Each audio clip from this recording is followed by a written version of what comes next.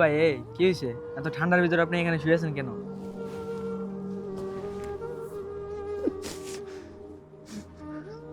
ভাই কি আর কোনো দুঃখের কথা।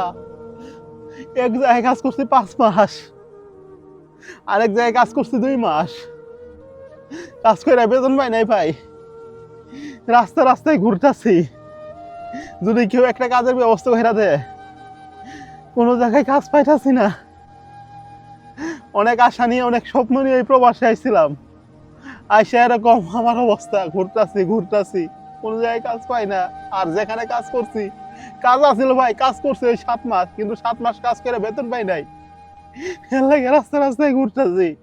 এর কি কইমু,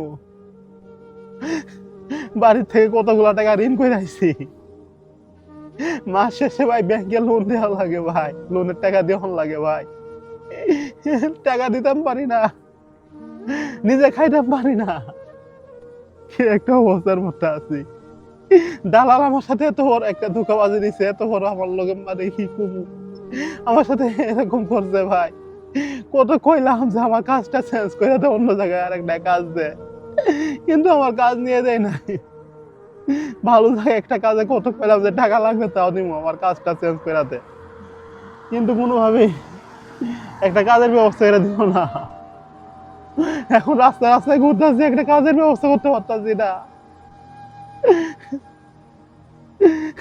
কতগুলা টাকা ঋণ করে আইছি, মানুষের কাছ থেকে ধার নিছি, ব্যাংকে থেকে লোন নিছি, এই টাকা দিবার পারতাছি না।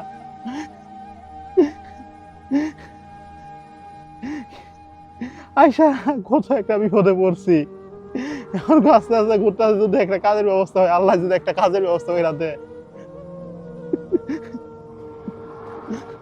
দেখি যদি একটা কাজের ব্যবস্থা হয় ভাই, কাজে ঢুকে যাবো। খুব কষ্টের মধ্যে আছি, খুব কষ্টের মধ্যে আছি।